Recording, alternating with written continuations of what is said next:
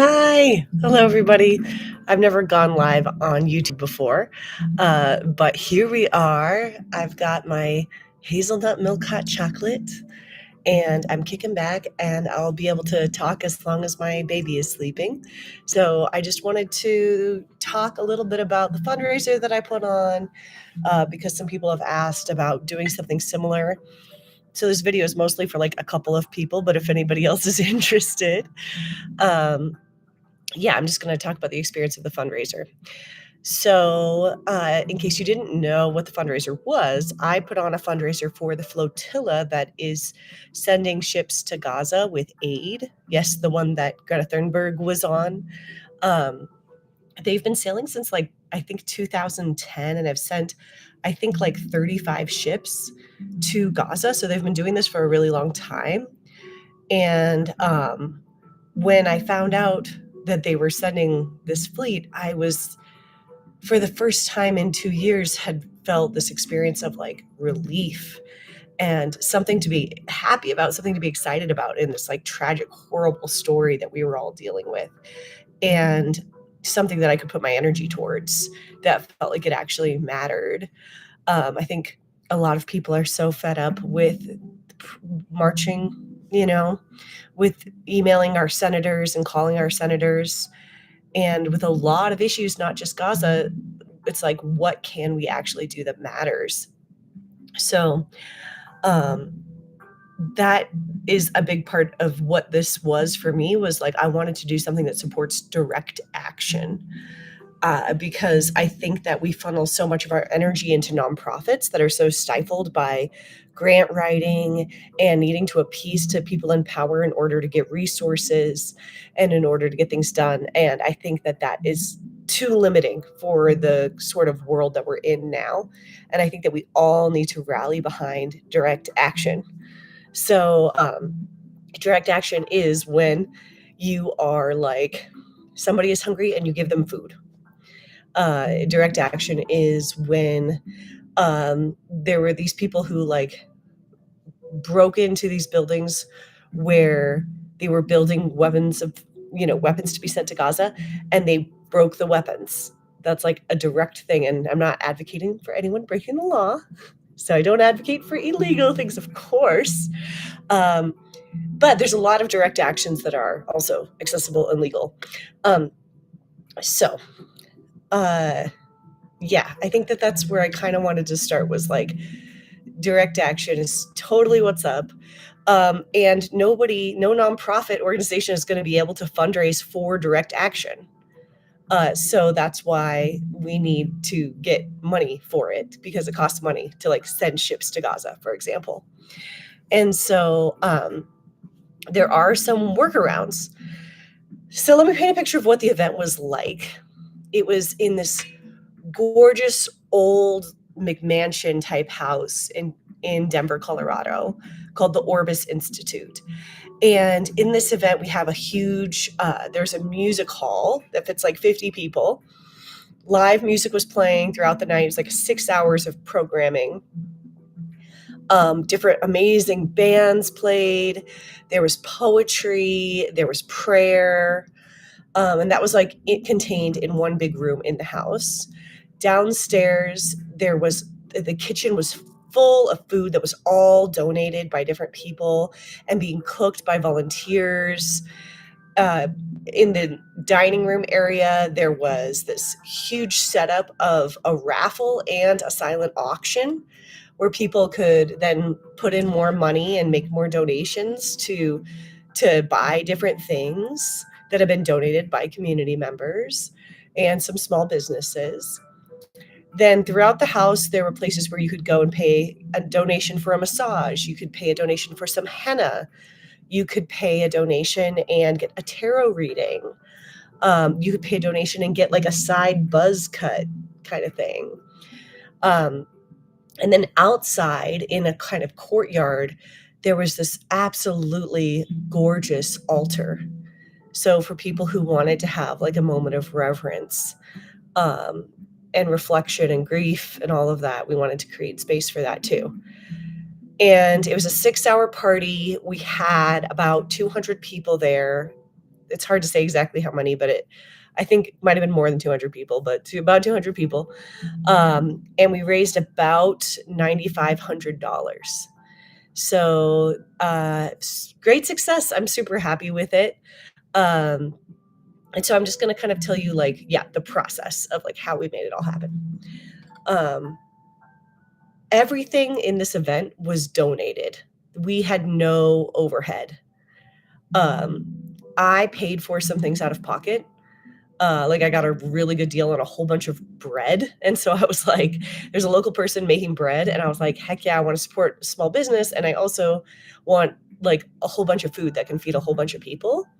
And so I paid $40 for bread. We bought a couple of boxes of wine out of pocket, but this was just like local, like of the volunteers, we paid for these things. Somebody bought us a bunch of LaCroix.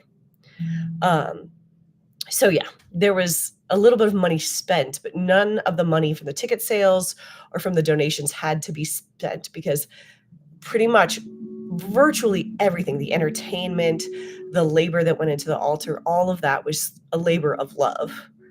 And I don't think that you could pull off something like this unless you have like a really legit cause that people really want to get behind. And in this moment in history, there's like a ton of people that really want to do something that feels like it matters for this cause. So now I think is a really important time to be organizing and fundraising for stuff for Gaza, because there's like the table, like people have turned, I think. Like 2 years ago, I feel like I was having a lot of like trying to be patient and having these like debates with people about it. And now it's like everybody's behind it. And so people want to help. The idea of this event that me and my buddy Clayton were talking about when we first started organizing this was this idea that on one hand, we wanted to have space for grief and joy, and grief on one hand and joy on the other. So the grief, it's like such an unspeakably huge pain to know that there's a genocide going on. And everyone who has been living through this and living in the country that's funding the genocide and sort of awake and aware enough to feel the pain of being that complicit person, it's a trauma to experience that. And it's nothing compared to the experience of the people in Gaza. But there is so much grief in the American experience of this genocide as well, and the experience of the participants coming to this event. And we didn't want to neglect that, and we didn't want to try to like erase it and be like, just have a fun party.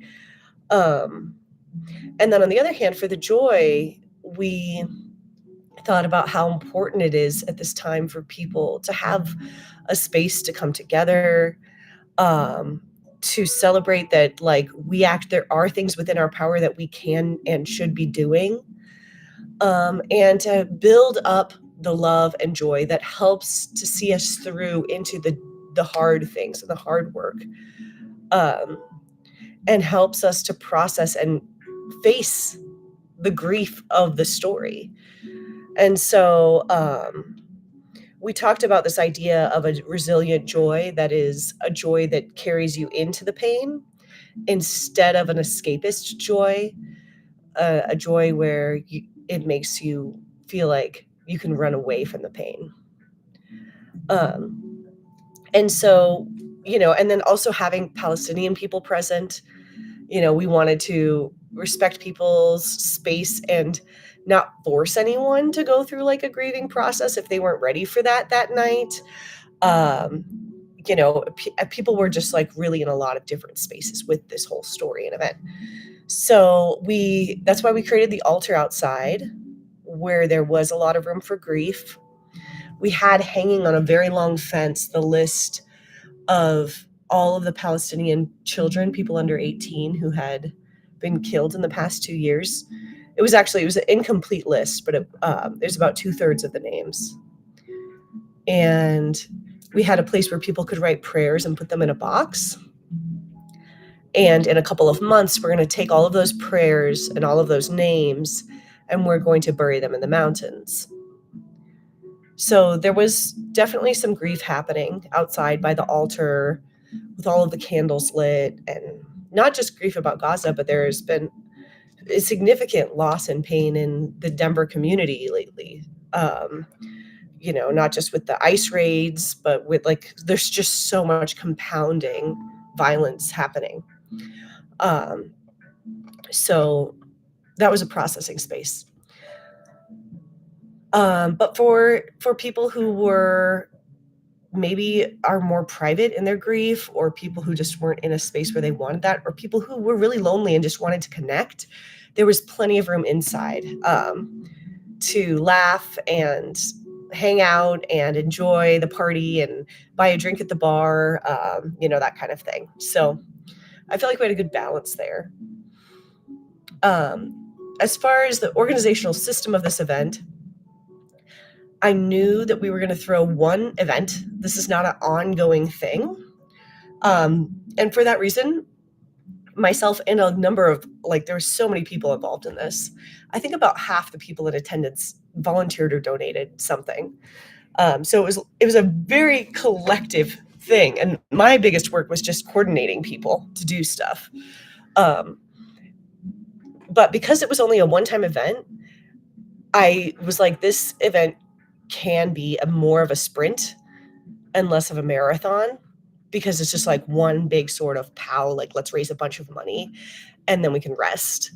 And so it's different if you're organizing something that's going to be like a monthly ongoing thing. You have to really be mindful of pacing your energy and pacing the energy of everyone. And in this case, we just kind of threw ourselves at this for a couple of months and now it's over.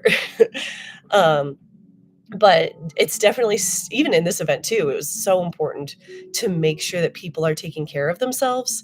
So that is something that I would definitely suggest everyone really prioritize. You have to kind of make yourself take breaks. You have to plan ahead, especially the day of the event. What am I going to eat for lunch? How am I going to drink water? Because there's not going to be necessarily moments of pause. You have to create those moments of pause for everyone, and really have a lot of conversations with people about your good time in this experience is important, because I want you to walk away with a feeling of love in your heart and a feeling of not you got used for the event, but feeling good and solid. So everybody really needed to take care of themselves.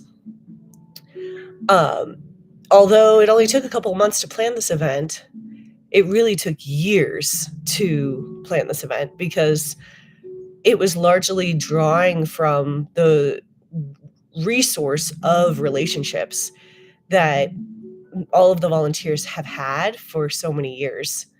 So that was the main source of all of the funding, and everything was just having relationships in the community. So, that was my biggest resource. I don't have a lot of access to wealthy people. So I just asked a lot of people for help instead of 5 wealthy people.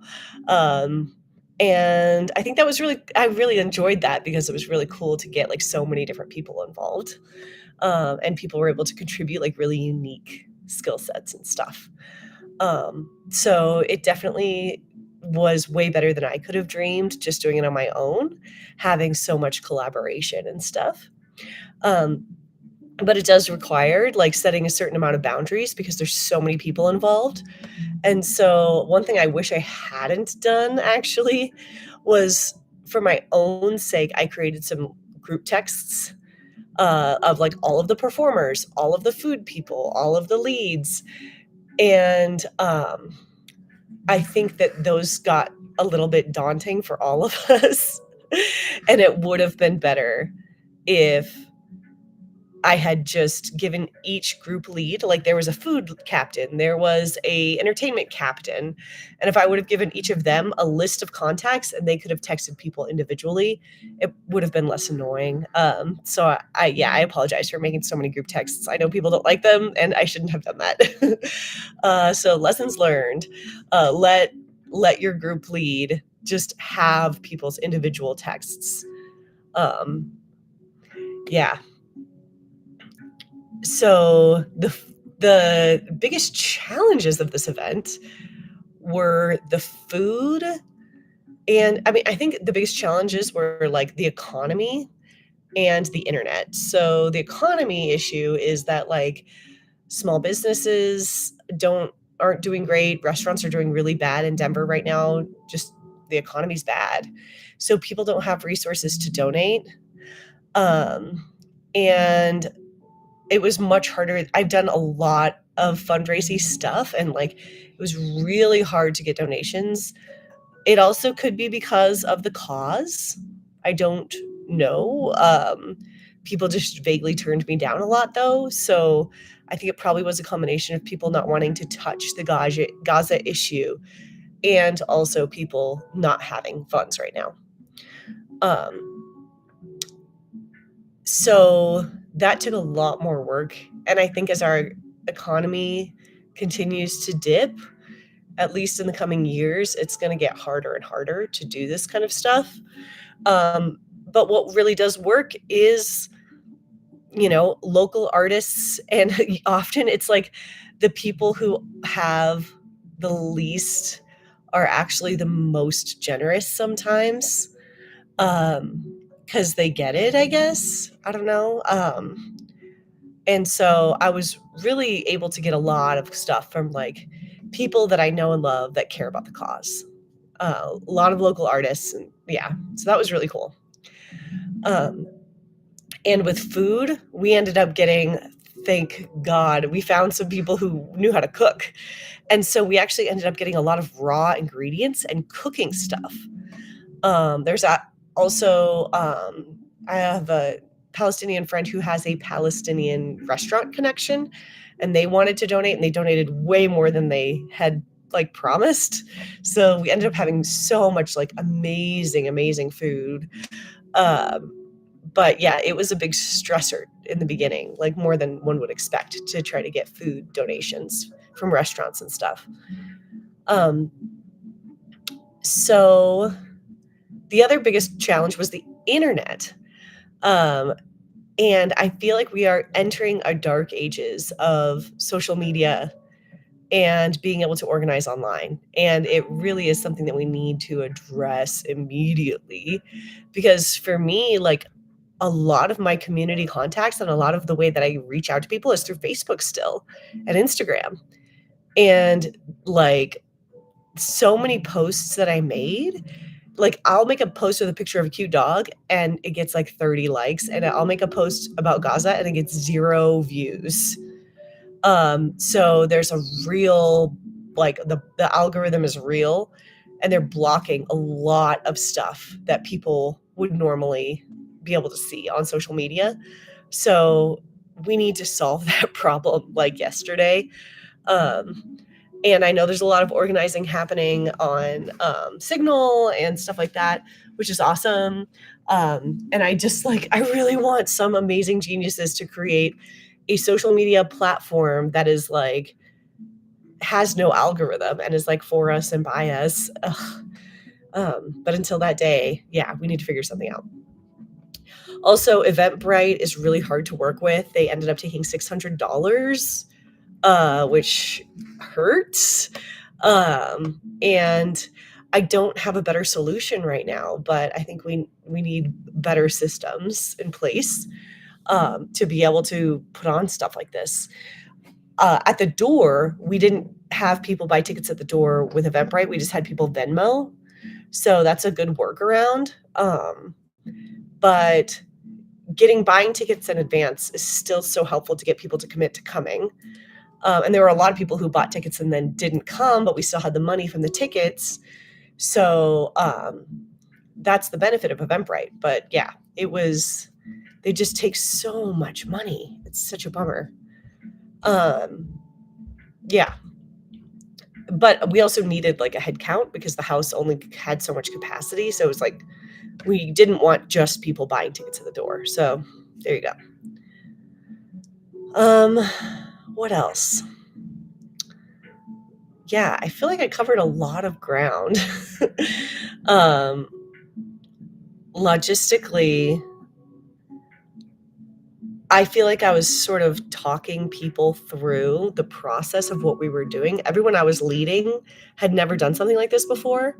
Um, and so I was like really leaning on my experiences organizing with like nonprofits, Burning Man, rainbow gatherings, just like my childhood shenanigans and whatnots, where I was really involved and I learned a lot. And so I was like really like telling people like, okay, now we're in this like ideation phase. Now we're in a time where we can brainstorm and everything is really open.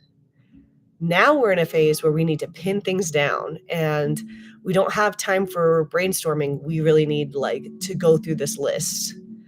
Now is in a time where we are sprinting. It's not going to last forever, but like this is the time to really lean in. And like now is the time at the end here where we need to rest. And like at the event, now is the time to enjoy the event. Like take off some of your logistics hats and enjoy your work. And so just like talking people through that mindset was really important. And now the event is over and we have done well and I'm very pleased.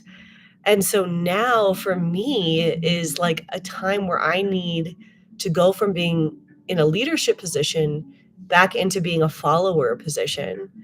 And that's something I wish would happen more.